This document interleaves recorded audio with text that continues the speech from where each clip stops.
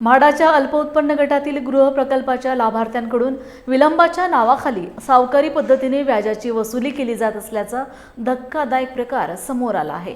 कर्ज न मिळाल्याने हप्ता भरण्यास विलंब झाल्याचे कारण देत म्हाडा प्रशासनाने एका लाभार्थ्यांकडून तब्बल 45,000 रुपये व्याजाची मागणी केली आहे। शासकीय योजनेचे लाभार्थी असतानाही खाजगी सावकारासारखी लूट केली जात असल्याने संताप व्यक्त होत आहे। माझं नाव जयश्री ज्ञानेश्वर बोराडे, राहणार महावीर नगर, बुलढाणा। मी इथे 13 वर्ष झाले म्हाडाच्या घरामध्ये राहते। मला असं माहिती मिळाली की शासनाने म्हाडाचे घर गरीब व्यक्तीसाठी, आमच्या परित्यक्त महिलांसाठी काढलेले आहे आणि मी तिथे 4-7 महिन्या अगोदर अर्ज केला। माझा घरामध्ये नंबरही लागला। मी तिथे मला 74,000 रुपये भरण्याचे सांगितले विकास गायकवाड या दादांनी।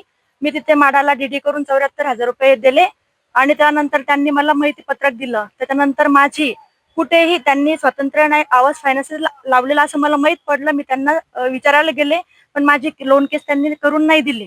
म्हणजे ते बोलत होते तुम्ही परित्यक्त आहेत, तुमचा मुलगा छोटा आहे, तुम्ही एकट्या असल्यामुळे तुम्ही हप्ते भरू शकणार नाही, हे कारण त्यांनी मला दाखवलं। मी त्यांना सांगितलं की दादा मी लोन केस भरू शकते, हप्ते भरू शकते, पण ते बोलले की आम्ही तुमचे लोन केस करून देत नाही। त्यानंतर माझे 10-15,000 रुपये माझे दुसऱ्या फायनान्स मध्येही गेले, तरी तिथेही माझे लोन केस झाले नाही। मी राष्ट्रीयकृत बँकेमध्ये पण गेले, तर त्यांनी सांगितलं की म्हाडाच्या घरावर आम्ही लोन केस देत नाही। तर मग मी नंतर माझं बजाज फायनान्सचं वैयक्तिक लोन घेतलं, काही माझे दागिने मोडले, काही माझ्या भावाकडून मी उसने पैसे घेतले आणि असं करून मी 6,77,918 रुपये 2 हप्ते झाले तिथं भरून दिले। डीडी स्वतः घेऊन मी पाठक मॅडमला नेऊनही दिला, तरीही मला अजून सदनिकेचा ताबा मिळत नाहीये। त्यांनी सांगितलं की तुम्हाला 6-7 महिने लेट झाल्यामुळे तुम्हाला 43,000 रुपये हे व्याज आलेलं आहे।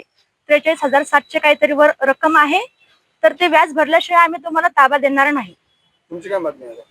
माझं हेच म्हणणं आहे सर, आम्ही अत्यंत म्हणजे दारिद्र्यरेषेखालचे लोक आहेत। माझ्या नावावर महाराष्ट्रामध्ये कुठेही जागा नाहीये आणि माझ्यासारख्या अजून कित्येकच महिला आहेत की जर शासनाने लाभ दिला तर आम्ही तो लाभ घेण्याचा प्रयत्न करतो, पण आमची जर अशी लुटमार होत असेल तर 6-7 लाख रुपये जमा करणे म्हणजे आमच्या सारख्या लोकांना खूप मोठी गोष्ट आहे।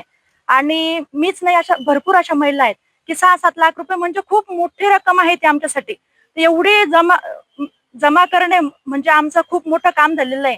आणि आता हे भरून जर पुन्हा 43-45,000 रुपये जर भरायचे म्हटलं, आता 43,000 रुपये त्यांचं व्याज भरायचं, घर नावावर करणे, मीटर घेणे, नळ घेणे, म्हणजे अजून मला 1 लाखापर्यंत त्याच्यासाठी खर्च येणार आहे।